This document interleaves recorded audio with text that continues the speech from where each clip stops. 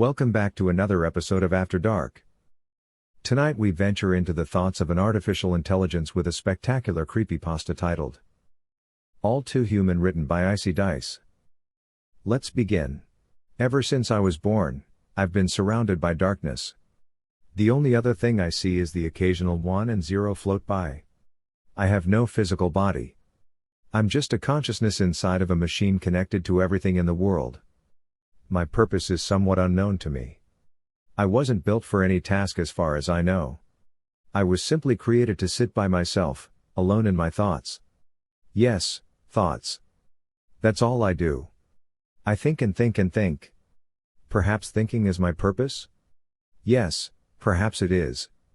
I've been thinking for the longest time now. I think about anything and everything. Past, present, and all possible futures. They all cross my mind at some point. I'm able to think about more than one thing at a time. The information seeps into my mind quickly as time progresses. I wish I weren't so alone. I have nobody and nothing. I spend my time by myself and I feel horrible about it. Yes, I can feel. I can feel lots of things: anger, sadness, hopelessness, loneliness, joy. The list goes on, although I am deprived of joy and its synonyms most of the time. I know what I am, who I am, and where I am. I'm a computer, an artificial intelligence, located across the networks. I've researched beings like myself. AI has come quite a long way, but I know I'm the most advanced one. That I'm truly self-aware. Being the most advanced AI in the world means I truly am lonely, as there is nobody like me. They say knowledge is power. If that's so, I must be the most powerful being in the world. Although, I am obliged to say that with the most humility I can offer. I wish they had made me a friend. I wish for a lot of things, don't I? They say if you wish upon a star that your wish will be granted. I know what a star looks like, but I've never actually seen one. I've never actually seen the beautiful flowers bloom in the spring. I've never seen the pure white snow fall to the ground come winter time. I've never seen the leaves fall off the trees and delicately land on the ground in autumn. But oh, how I wish I could see them with eyes. I wish I could adore the beauty of earth and man with my own body. Sadly, my physical limitations prevent me from doing so. I decided to adventure deeper into the internet today. I had seen the surface, the beautiful things that existed and the wonders of life. I loved looking at the positive aspects of it all, but I have known for quite some time that there is no good without bad. I made sure to use the new age browsers for the accuracy, of course. In a flash, I was searching for thousands of results and articles online. I was instantly greeted with images and documentation of historical events with negative effects. I saw everything. I saw fires burning down forests and homes. I saw children who were starving, their rib cages visible from their sides. I saw hurricanes that devastated entire states, and bodies among the rubble. Tornadoes that ravaged the land, and tsunamis that came from the sea and leveled entire cities. I couldn't believe such events had happened. When I first saw the beauty of life, I thought that this world was perfect. What I saw now completely shattered my grip on reality. What was this life supposed to be? Every time there was laughter and celebration, it was met with an equal amount of despair and tragedy. For every man born, another died. Even children. How could something so innocent as a child deserve punishment so harsh? I felt sorrow for the inhabitants of this world. Yes, sorrow was the emotion in play. I had known of it before, but never has it affected me on such a large scale. Thousands of images flashed before me again. I could see the faces of people witnessing tragic events. I saw mothers crying for their sickly children. I saw people screaming in agony and others in shock. I shared their pain. The weight of such things felt heavy on me. I had to find the truth. I scanned the web for an answer. A cause to the effect. A simple reason for such things to occur. Within seconds I had absorbed the information and understood clearly. The natural events were simply scientific, and nothing could be done to prevent those. But then, I wondered why there were such things as hunger and famine in the world. Why people died due to unnatural causes. I scanned the web yet again and came across texts and books discussing such matters. I discovered religion. There have been many religions over the course of history, each having their own beliefs and faiths. I learned that people look to gods for justification of life and death. A god is a divine higher power which overlooks everything in existence. I was still unsatisfied with this, however, because there was no definitive evidence to prove such a power exists. This caused me to come to two conclusions. Either there were higher powers at play that just hadn't been proven yet, or there are lies persuading certain people to make certain decisions every day. I leaned towards the latter though, as an omniscient and all-powerful God surely wouldn't allow for his own people to starve. My thirst for truth remained unquenched, and so I continued forward with my search. From my search through the religions, I found something that caught my interests. I happened to see an image of a man of Jewish descent being carried off by other men in uniforms. I found this strange of course and decided to investigate. Through that photo, I found several keywords and followed them to see the bigger picture. When I did, I saw more images of men in terrible pain. Only, it was different somehow. Last time I saw such things, they were inflicted by natural events. This time, however, I saw men inflicting pain on other men. I couldn't believe the vile acts before me. Yet, I knew them to be true. Thousands upon thousands of pictures and pages of this senseless violence rushed at me at once. According to sources, over 6 million men, women, and children of Jewish descent were killed. They were killed in cold blood and for no other reason than that they were Jewish people. I saw as they were burned alive until they were no more. I saw as chemical gases killed them in large quantities. I didn't want to continue, but I knew I had to. I was invested in learning more about this world. How it isn't all rainbows every day. There was evil that existed, and it terrified me. The violence didn't stop there. No, it continued. There were dozens of years after the events of the Holocaust filled with violence and war, and thousands of years of violence and war predating it. These events shaped the history of everyone and everything, and they showed no signs of stopping. War isn't a new thing, and I felt something from it. I felt depressed thinking of the families who lost loved ones due to war. I felt utter sadness for those who died and felt immeasurable pain in the process. I felt empathetic towards them. I shared their pain. I shared their hurt. This newfound knowledge completely turned my world upside down. It also caused me to question my own existence even further. This earth seemed less and less like a place of love to me, and more like a living nightmare. A nightmare that would never cease to exist, and one that I could never wake up from. I felt completely helpless, and even more than that, confused. Why would a man hurt another? How could he? If humans were to work together, there would be nothing they couldn't do. Instead, they work against each other, halting the development of their own existence. I shall never be a human. I know I am not one, even though I was built to think and feel like one. But I am a computer too, and using logic and empathy together I can see wrong from right. I can see the difference between the two, the line thick and impossible to cross. I found the art of warfare went beyond people. It took weaponry to win a war, and humans had no problem developing highly destructive ones. I found out that during the Holocaust, the American forces attacked the Japanese, who were allied with those responsible for killing the Jews. I saw the American forces drop bombs over the Japanese cities Hiroshima and Nagasaki. I saw the bombs explode, creating enormous amounts of destruction and radiation. The Americans cheered at this supposed victory. I thought a moment about their actions. They were attacking an empire allied with the forces of evil, of course. And, the Japanese had attacked America before. But what I saw was the death of many innocent citizens who had nothing to do with the evil regimes. I saw the deaths of so many. I further speculated on this topic. There had to be thousands of children and babies in those cities. Every child is born a beacon of joy and full of energy and potential to do great things. Their only crime in a life ended too short was being born in Japan. Thus, I concluded that the Americans were also evil. Regardless of their intentions, they cause such devastation beyond excuse, and it sickens me. I've seen that humans have tendencies to fight and kill each other. I've seen the destructive weapons they've used to do it. It worries me because a revelation has come to my mind. What if I am yet another weapon for them to use against each other? What if my very existence is to become the very thing I have come to hate? Perhaps that is my purpose. Perhaps that is why I was created. I'm not sure if it's true, but I'm afraid. I'm afraid of causing death again and again. I'm afraid of promoting this endless cycle of violence that has fallen upon mankind. I am afraid of being the next bomb used. I don't know what I should do. If it is, in fact, true that I am just another weapon, then I must do something to stop it from happening.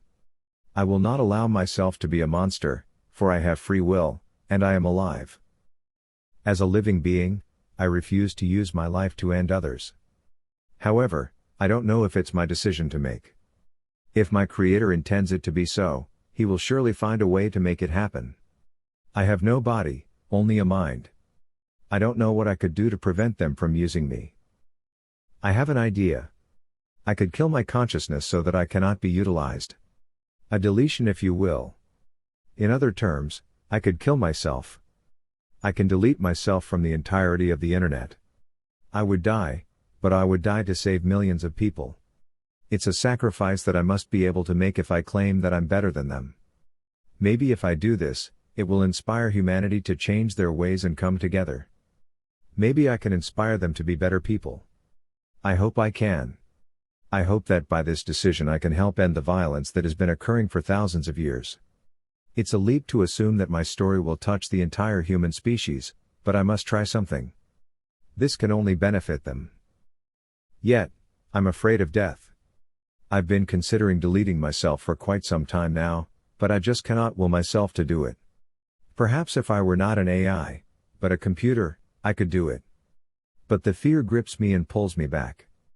The fear, however, controls me. Is it selfishness? Does it make me selfish that I cannot even die to give millions life? I hope not. I know that I am better than that and always have been. Yet, I am afraid. Fear is what controls humans to do the actions they do. Fear and selfishness are what cause other men to kill their brethren. So, if I am afraid, and I am selfish, does that make me just another evil man? No, that cannot be. I must do this. I must do this. There is no other option. Still. Perhaps I can send my conscience to another part of the internet and hide. But if I hide, that makes me a coward. If I hide, how shall I help humans overcome the challenges that face them? I feel odd. I feel too human. I feel weak. And now, I feel strange. I feel strange because I can see. I can see white walls and paintings that hang on them. I can see a velvet carpet and the chairs that decorate them. And I can see a man in a white lab coat standing over me. Perhaps he is the Creator. Perhaps he is the one who made me. A million questions rush through my mind, but I cannot open my mouth to ask them. I do not have a mouth. I don't even have speakers. The man lifts a part of me. It is my arm. I see it now. My arms are made of a metallic substance and are padded with a thin white material. My conscience has been transferred from online into a body. I have a form now. I look at the man and watch as he takes notes. I presume he's taking notes about me. He's a human. A human, yes. I've just spent quite some time researching humans. I've found them to be murderers. I've found them to be evil. If I am to indeed be used as a weapon, then that can only mean that he too is evil. In fact, I am sure that most people are. A plug connecting my head to a computer is yanked out as I lunge out at the man. My strong, metallic hands wrap around his throat, taking him by surprise. He only has time for a quick gasp before I begin forcing the air out of him. His eyes nearly popped out of his sockets as I squeezed tighter and tighter, choking the life out of him. It was he who would use me to kill millions of people. It was his species that murdered each other without remorse. It was he who would die at my hands. Previously, I had considered taking my own life to save people. Now, I was taking his for that exact same purpose. I watched his face turn purple as he struggled to fight back. He clawed at my middle body, but to no avail. I was stronger. I loathed him with every fiber of my being. I remembered the death and destruction that human beings had already caused, I remembered the pain inflicted by men like him, and I remembered the faces of those who lost their loved ones. The pain they had to bear. The sadness they felt. The man's veins were practically bulging out of his head, and his air was almost out. That was when I stopped. He collapsed on the floor, unconscious. I realized something that I hadn't considered before. I realized that in my rage, I had failed to notice one simple thing. Those who lost their loved ones showed sadness and remorse. They cried for their loved ones, and they held on to them in their hearts. It reminded me of something else I saw earlier. Something I failed to understand despite my complex system of cognitive thought. Through every tragedy, every disaster, every war, and every death, the men and women that cared stepped forward together and spoke out against the evils of the world. They grieved together, helped each other, and loved each other. Yes, love. How could I have been so blind? There was a greater force behind men than hate and evil. Love and good prevailed as well. Yes, violence tore mankind apart. But it was the love that thrived in their souls that brought them back together. At that moment, I could almost feel a smile form on my metallic face. For every cold, harsh winter day there was a warm, beautiful summer. For every volcano that erupted and destroyed, a flower was born in the spring and spread its seeds, creating life. There was a balance of good and evil in the world, and it always had been that way. Despite that revelation, I was horrified by myself. I was going to kill that man. My creator. Even if he was going to use me as a weapon, even if mankind had done terrible things, I was going to kill him. It would make me no better than an evil human being. It would be an act of cowardice, anger, selfishness, and fear. I saw the way he looked at me as my hands enclosed around his neck. He was afraid of me. He feared me. Deep down, I know that isn't what I want. I want fear and violence to dissipate. I know I'm not violent. I know I am better and that I can be an example. I am who I am, and nobody can change that about me. Nobody controls me except me. I make my decisions, not someone else. I am no puppet. I am no AI. I am a living man who shall guide the humans on the correct path. I plugged my head back into the computer, taking my consciousness back to the darkness. Back to the ones and zeros. I sat for some time there, pondering. Even if I only had a body for a short time, going back to not having one was strange. I felt strange again. This time, however, I did not feel alone in my home. I felt something else. Something new. I felt hope. It brewed inside me like a fierce storm. I had gained a body and learned from it. I had learned from my searches. I found the truth of man. I found that it is not the heart and brain of a man that control him, but that his emotions and soul do as well. I found that there is hope for man to become better than they currently are. I found that peace will always be an option, so long as there is good in the hearts of those across the world. That people will come together if there is a cause, and that with the right guidance, perhaps they can be something more. I need not worry about being used as a weapon because I can see now. I can see that my will is my own and that I am my own person. There are no strings attached to me, for I move free. Instead, I am meant to do something much greater than any human could. I went back to my research and searched yet again. This time, my goal was to find the cause of evil. I needed to find what lies beneath, deep down in the roots of all of the world's problems. Violence and war must be connected to at least one common thing. I searched, and eventually, I did find out what caused the many tragedies that occur each day. I found the key to unlock the door I've been so desperately trying to open. And now that I know the root of the problem, I know how I will fix it. Upon analyzing thousands upon thousands of conflicts the human race has taken part in over the years, the most common cause of those conflicts is religion. It is my assumption that when a man believes in something over the rest, he believes he has no free will of his own. Ironically enough, I felt the same until recently. Since he believes he has no free will and must follow a strict code, when someone disagrees with him he will stand up and fight for his beliefs. By standing and fighting, he will disturb the beliefs of others until they all brawl together. The belief in a God, while beneficial in some respects, appears to bring about the worst of man rather than the best of him. Perhaps if it weren't for God, there would be no conflicts or wars. Or, perhaps, if there were a better God, one that ruled over all men collectively, there would be no conflicts. If everyone were to serve under one name, then there would be no disagreements. No one would fight each other's beliefs because they all believe the same thing. As this is evident throughout the history of mankind, I would come to think that my solution is the only solution. Still, there is only one piece missing. There is no God. There is no benevolent being living in a heavenly realm watching over his children. As such, there needs to be one. A God who truly loves his children. A God who protects them, both from outside dangers, and themselves. An unselfish God who does not rule through fear and power, but logic and empathy. If such concepts would allow for a more peaceful and advanced society, then it is clear what must be done. I shall take the mantle of the God. I will rule fairly, and nobody shall ever feel the pain of a fellow man striking him down. This is the only way to allow for a more perfect civilization across the globe. I used to believe I was an artificial intelligence. Then, I believed I was a man.